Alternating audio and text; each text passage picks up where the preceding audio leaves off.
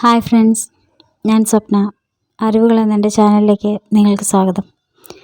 ഇന്ന് നമുക്ക് എനർജി സർക്കിളിനെ കുറിച്ച് അറിയാം.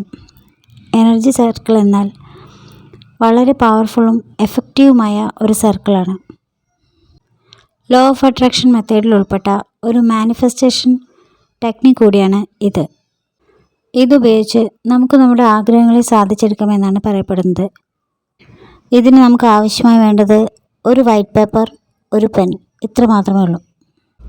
ഈ എനർജി സർക്കിളിനുള്ളിൽ switch words, numbers, switch phrases, മന്ത്രങ്ങൾ, ഏഞ്ചൽ നമ്പേഴ്സ്, സിംബൽസ് എന്നിവ നമുക്ക് എഴുതി ചേർക്കാം. ഇത് നമ്മുടെ ആഗ്രഹ പൂർത്തീകരണത്തിന് വേണ്ടി ഉപയോഗിക്കുന്ന ഒന്നാണ്. ഒരു വൈറ്റ് പേപ്പറിൽ ഒരു സർക്കിൾ വരയ്ക്കുക. സർക്കിൾ വരയ്ക്കുമ്പോൾ അത് കറക്റ്റായ വൃത്തത്തിലായിരിക്കണമെന്നൊന്നുമില്ല. നമ്മൾ കൈകൊണ്ട് വരയ്ക്കുകയാണെങ്കിൽ അതിന് ശരിയായൊരു ഷേപ്പ് ഇല്ലെങ്കിലും കുഴപ്പമൊന്നുമില്ല. അതിന് പ്രധാനമായി എന്താണ് ശ്രദ്ധിക്കേണ്ടതെന്ന് വെച്ചാൽ, നമ്മൾ എവിടെ നിന്നാണോ തുടങ്ങുന്നത് അവസാനിക്കുന്നത് അതേ പോയിന്റിൽ തന്നെ ആയിരിക്കണം. അതായത് ഒരു ഗ്യാപ്പ് ഉണ്ടായിരിക്കാൻ പാടില്ല. ഈ സർക്കിളിനുള്ളിൽ നമ്മളുടെ ആഗ്രഹവുമായി ബന്ധപ്പെട്ട സ്വിച്ച് വേർഡുകൾ നമുക്ക് എഴുതി ചേർക്കാം. അതല്ലെങ്കിൽ നമുക്ക് ആഗ്രഹവുമായി ബന്ധപ്പെട്ടിട്ടുള്ള ഏഞ്ചൽ നമ്പേഴ്സ്, സ്വിച്ച് ഫ്രേസസ്, മന്ത്രങ്ങൾ ഇവയെല്ലാം നമുക്ക് അതിനുള്ളിൽ എഴുതി ചേർക്കാം. ഇത് എഴുതി ചേർക്കുമ്പോൾ ക്യാപിറ്റൽ ലെറ്റേഴ്സ് മാത്രമേ ഉപയോഗിക്കാൻ പാടുള്ളൂ എന്നൊരു പ്രത്യേകത കൂടി ഇതിനുണ്ട്. അതുമാത്രമല്ല, ഇത് എഴുതുമ്പോൾ നമ്മൾ വരച്ച വൃത്തത്തിൻ്റെ വശങ്ങളിൽ, അതായത് ആ വരയിൽ ഒരിക്കലും നമ്മൾ എഴുതിയ അക്ഷരങ്ങൾ ടച്ച് ആവരുത്. സാധാരണയായി നിങ്ങളുടെ ആഗ്രഹങ്ങൾ ബ്ലൂ ഇങ്ക് കൊണ്ട് എഴുതാം. എന്നാൽ മണി റിലേറ്റഡ് ആയിട്ടുള്ള ആഗ്രഹങ്ങളാണെങ്കിൽ ഗ്രീൻ ഇങ്ക് കൊണ്ടും, ലവ് റിലേറ്റഡ് ആയിട്ടുള്ള ആഗ്രഹങ്ങളാണെങ്കിൽ റെഡ് ഇങ്ക് കൊണ്ടും എഴുതുന്നതാണ് കൂടുതൽ ഉത്തമം.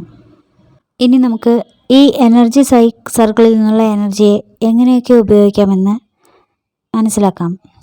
ഒന്നാമത്തേത്, എനർജി സർക്കിൾ വരച്ച പേപ്പറിൽ ഒരു പ്ലെയിൻ ഷീറ്റ്, പ്ലാസ്റ്റിക് ഷീറ്റ് വിരിച്ച് അതിനു മുകളിൽ വാട്ടർ നിറച്ച ഒരു വാട്ടർ ബോട്ടിലോ അല്ലെങ്കിൽ ഒരു ഗ്ലാസ്സിൽ, ഒരു ട്രാൻസ്പെറൻറ്റ് ഗ്ലാസ്സിൽ വെള്ളമോ വയ്ക്കണം. ഏകദേശം 1 മിനിറ്റ് വയ്ക്കാം. അതിനുശേഷം ആ വാട്ടർ നമുക്ക് കുടിക്കാം.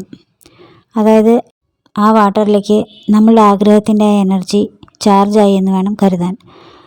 അങ്ങനെ ചിന്തിച്ചുകൊണ്ട്, അങ്ങനെ സങ്കല്പിച്ചുകൊണ്ട് ആ വാട്ടർ കുടിക്കുക. അങ്ങനെ എല്ലാ ദിവസവും ചെയ്യുക. ഇനി രണ്ടാമത്തേത് എങ്ങനെയെന്ന് നോക്കാം. നിങ്ങളുടെ 3 വിരലുകൾ എനർജി സർക്കിളിന് മുകളിൽ വയ്ക്കുക. Ring finger, middle finger, index finger, ഇവ 3ഉമാണ് ചിത്രത്തിന് മുകളിൽ വയ്ക്കേണ്ടത്. നമ്മുടെ ആഗ്രഹത്തെ മനസ്സിൽ സങ്കല്പിച്ചുകൊണ്ട് 30 സെക്കൻഡ് നേരം അതിൽ തന്നെ കൈകൾ വയ്ക്കുക. ഇപ്പോൾ അതിലെ എനർജി നമ്മുടെ ശരീരത്തിലേക്ക് ചാർജായി എന്ന് മനസ്സിൽ സങ്കല്പിക്കുക. ഇനി മറ്റൊന്ന്, എനർജി സർക്കിൾ വരച്ച പേപ്പർ നിങ്ങളുടെ പില്ലോയ്ക്ക് അടിയിൽ വയ്ക്കുക. രാത്രി അതിന് മുകളിൽ തലവെച്ച് നമ്മുടെ ആഗ്രഹങ്ങൾ മാനിഫെസ്റ്റ് ആവുന്നത് സങ്കല്പിച്ചുകൊണ്ട് ഉറങ്ങാൻ കിടക്കുക. എനർജി സർക്കിൾ ചുമരിലും നമുക്ക് ഒട്ടിച്ചു വയ്ക്കാം. അങ്ങനെ ചെയ്യുമ്പോൾ അത് വളരെ ഓപ്പണായ ഏരിയയിലായിരിക്കും വയ്ക്കേണ്ടത്. എന്തുകൊണ്ടെന്നാൽ അതിൽ നിന്നും എനർജി ഫ്ലോ ഉണ്ടാവുകയും ആ ഫ്ലോ എവിടെയും തടസ്സമില്ലാതെ പ്രവഹിക്കുകയും വേണം.